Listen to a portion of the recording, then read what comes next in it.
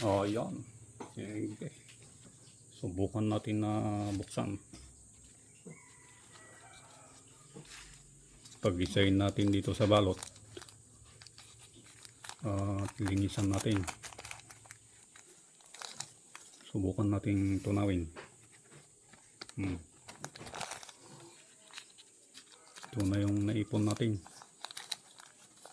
Naipon natin ng 2 buwan. 2 buwan na ipon. Malalaki. May mga pino. Pero mas kaunti. Mas marami yung magagasal na sampol nila. Yan. Ganyan. Purong malalaki. Yung nakabalot na yun.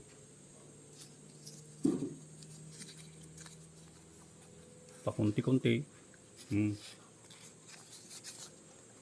Pero pag naipon, mayroon din. Subukan natin ihiwalay yung mga alanganin na ginto.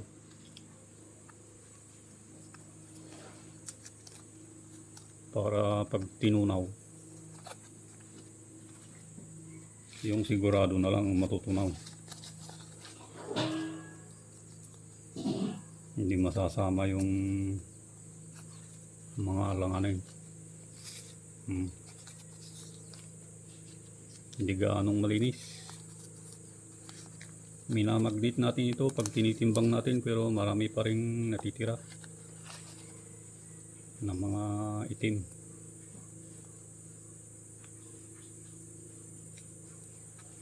Kung minsan kasi, kung linisan natin na mabuti, kung minsan nakakahiya naman na maghihintay yung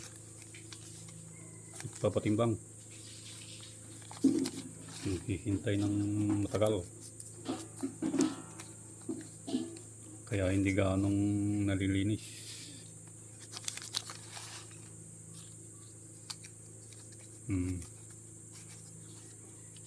Yun. Marami-rami na rin.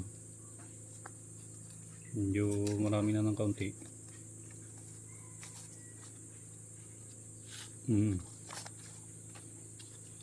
Tsaka ito naipon dito. Naipon na ito. Napag-isa na ito. Yung naunang natimbang. Oh, may malaki. Ito. Ito pa.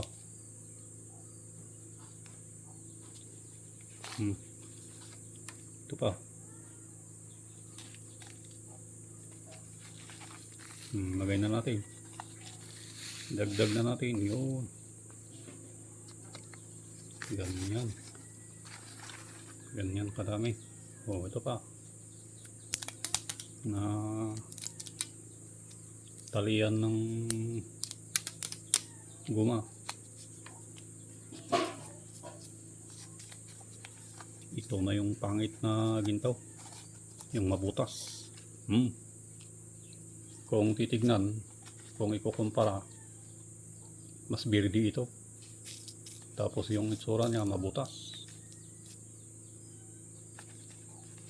Lapit natin para mapansin ng maigi. Yun. Mas birdi. Mabirdi yung kulay. Yellow green na yung kulay. Tapos mabutas. Hindi siya solid na klase. Parang mas magandang ihiwalay na lang ito. Hindi idadagdag. Kasi epektado yun eh. Ito pa yung katulad niya. Na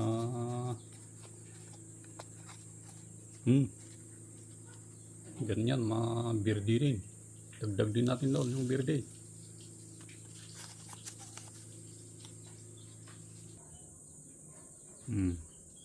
Ganito natin. Para maggalaw, mapailalim yung pino. Yun, pumailalim na yung pino. Yun na. O, release natin na ganyan. yung pino na ang naiwan dito. Yung dating kinalalagyanan. Nandito na sa banda dito yung pino at saka yung pinong buhangin. Ay oo, pinong ginto at saka pinong buhangin. Kasama na tong mga itim. Yung mga margaha. Mas madaling magnitin o magnitin natin. Yung mga itim na yan, pakapit natin dito. Kung mapapansin nyo, kahit ginaganito natin, marami pa rin mga itim na naiiwan itong mga ito. Hindi siya namamagnet. Ang remedyo dyan sa hindi namamagnet na yan, buhangin yan na kulay itim. Kaya hindi ka makapit. Pero yung mga kumakapit, mga margaha.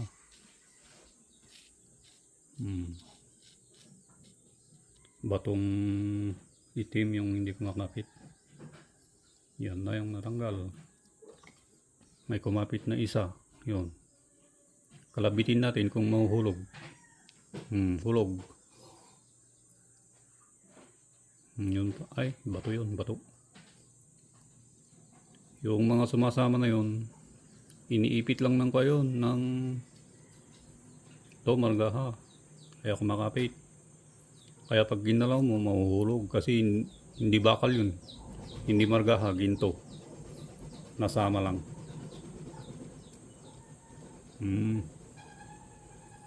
Ganyan na, namagnet na. Ngayon,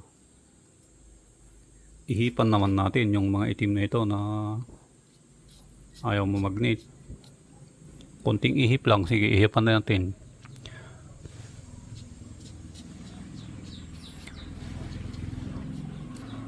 Kung iniihipan ng mahina, sabay galaw.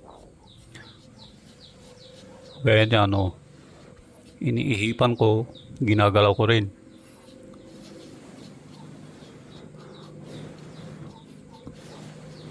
Oh, wala na yung itim. Lumipad. Yung ginto na lang natira. Ang remedyo dito, para matanggal sanang maigi yung mga dumi, kinukonso to sa linilinisan to sa asido. Pero wala tayong asido, kaya pwede ng ganito na diretso iluto na ganito. Iluto na. Saka yung ito itim, hiwalay yan. Hindi sasama yan. Yung itim na yun. Halukay pa tayo kung meron pa. Ito itim naman tong pero ginto. Ginto yung kung tinitignan na ganyan, ginto. Parang may kulay siyang ganun lang. Nagkulay lang. Dahil lang siguro sa pinagkunan. Ganyan. Pati rin yan. Itim, nangingitim. Nangingitim to kasi kung minsan kung yung pinagkunan na lupa ganun, kung madumi, depende siguro sa mineral ng lupa bakit ganun na nagkukulay itim, parang kalawang, kinakalawang ganun. Pero hindi naman kinakalawang ang ginto, nagkukulay lang siya na ganyan. Parang sa pinagkuhanan doon niya nakuha yung kulay.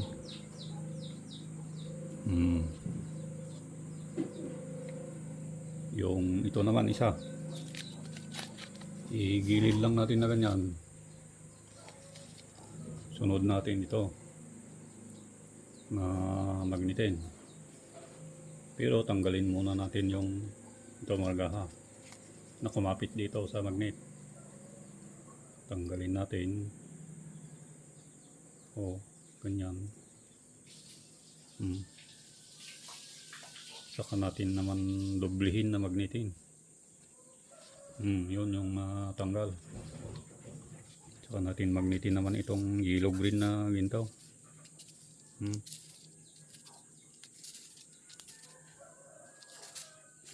Para matanggal yung mga margaha. Masama yung margaha na nasasama pag tinunaw. Pinapababa niya yung uri ng ginto. Kasi bakal yung yun. Margaha na yan. Kunti naman yung natanggal. So, pwede na. Pwede nang itimbang. Ang unahin na itimbang ito. Isa. Timbang natin. Para alam natin yung timbang niya. Para kapag tinunaw natin, alam natin yung porsyento na magbabawas sa ganitong klase. Kaya mas mainam na itimbang natin muna. Para alam natin yung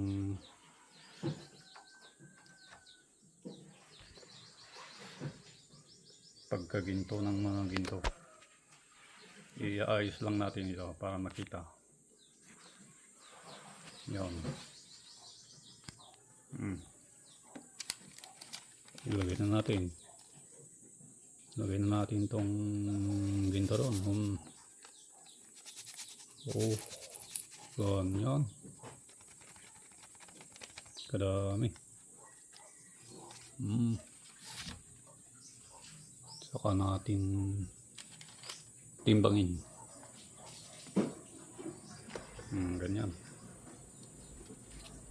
Ilagay po natin yung...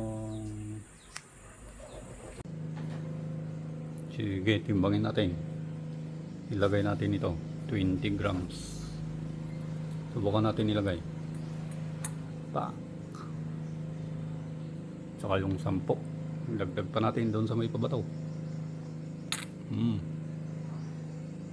Ganyan.